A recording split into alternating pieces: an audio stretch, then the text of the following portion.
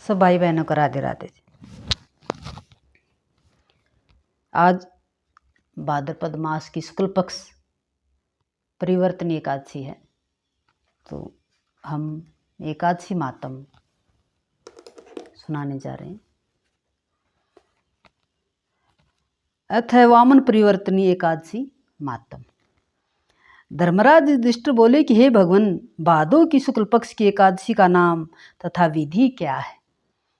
उस एकादशी के व्रत को करने से कौन सा फल मिलता है और तथा उसका उपदेश कौन सा है, सो सब कहिए।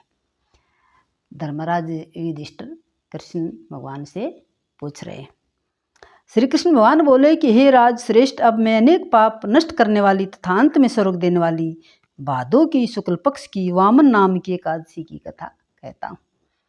इस एकादशी को जयंती एकादशी भी कहते हैं। इस एकादशी की कथा के सुनने मात्र से ही समस्त पापों का नाश हो जाता है। इस एकादशी के व्रत का फल वाजपेय यज्ञ के फल से भी अधिक है। इस जयंती एकादशी की कथा से नीच पापियों का उद्धार हो जाता है। यदि कोई धर्मपरायण मनुष्य एकादशी के दिन मेरी पूजा करता है तो मैं उसे संसार की पूजा का फल देता हूँ।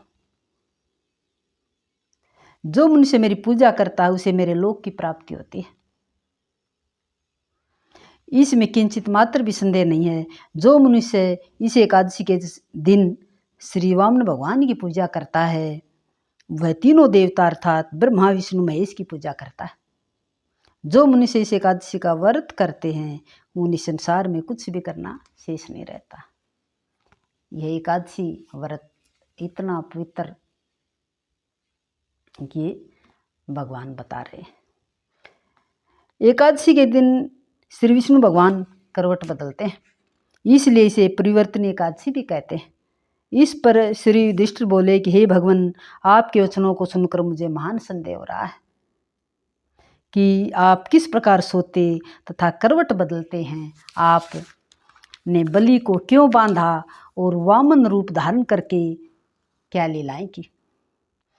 चातुर्मास्य व्रत की विधि क्या है तथा आपके शयन करने पर मनुष्य का क्या कर्तव्य है, सो विस्तार पूर्वक कहिए। श्री कृष्ण भगवान बोले कि हे राजन, अब आप पापों को नष्ट करने वाली कथा का श्रवण करो। त्रेता युग में एक बलि नाम का दानव था। वह अत्यंत भगत, दानी, सत्यवादी तथा ब्राह्मणों की सेवा करता था। त्रेता युग में थे राजा बलि। वह अपनी भक्ति के प्रभाव से स्वर्ग में इंद्र के स्थान पर राज्य करने लगा। स्वर्ग में जाकर इंद्र तथा अन्य देवता इस बात को सहन न कर सके और भगवान के पास प्रार्थना करने लगे। अंत में भगवान ने वामन रूप धारण किया। देवताओं की प्रार्थना करने पर भगवान ने वामन रूप धारण किया। मैंने अत्यंत तेजस्वी ब्राह्मण बालक के रूप में राजा बलि को जीता। बालक का रूप धारण किया वामन के रूप में। इस पर युधिष्ठिर बोले कि हे जनार्दन, आपने वामन रूप धारण करके बलि को किस प्रकार जीता, सो विस्तार समझाइए। श्री कृष्ण भगवान बोले कि हे राजन, मैंने वामन का रूप धारण करके राजा बलि से याचना की कि हे राजन, तुम 3 पैर भूमि दे दो, इससे तुम्हारे लिए 3 लोक दान का फल प्राप्त होगा। राजा बलि ने इस छोटी सी याचना को स्वीकार कर लिया और भूमि देने को तैयार हो गया। तब मैंने अपने आकार को बढ़ाया और भूलोक में पैर, भूलोक में जंघा, स्वर्गलोक में कमर, महरलोक में पेट, जनलोक में हृदय, तपलोक में कंठ और सत्यलोक में मुख रखकर अपने सिर को ऊंचा उठा लिया। उस समय सूर्य, चंद्र, नक्षत्र, इंद्र तथा अन्य देवता आदि शास्त्र अनुसार मेरी स्तुति करने लगे। उस समय राजा बलि को पकड़ा और पूछा कि हे राजन, अब मैं तीसरा पैर कहाँ रखूं? इतना सुनकर राजा बलि ने अपना सिर नीचा कर लिया। उस पर मैंने अपना तीसरा पैर रख दिया और वह भगत दानव पाताल को चला गया, पाताल लोक में चला गया राजा बलि। जब मैंने उसे अत्यंत विनीत पाया तो मैंने उससे कहा कि हे बलि, मैं सदैव तुम्हारे पास ही रहूँगा।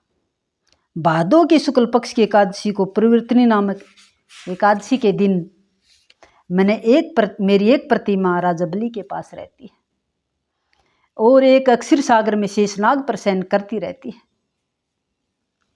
इस एकादशी को विष्णु भगवान सोते हुए करवट बदलते हैं। इस दिन त्रिलोकी के नाथ श्री विष्णु भगवान की पूजा की जाती है। इसमें चावल और दही सहित रूपा का दान दिया जाता है। द्वादशी के दिन इस दिन रात्रि को जागरण करना चाहिए। इस प्रकार व्रत करने से मनुष्य सब पापों से मुक्त होकर स्वर्गलोक को जाता है। जो इन पापों को नष्ट करने वाली ये कथा को सुनते हैं उन्हें अश्वमेघ यज्ञ का फल मिलता है। बोलो श्री एकादशी माता की जय। परिवर्तन एकादशी माता की जय। एकादशी वाले दिन अगर एकादशी का नाम भी ले लेते हैं उससे भी बहुत पुण्य मिलता है। बोलो एकादशी माता की जय।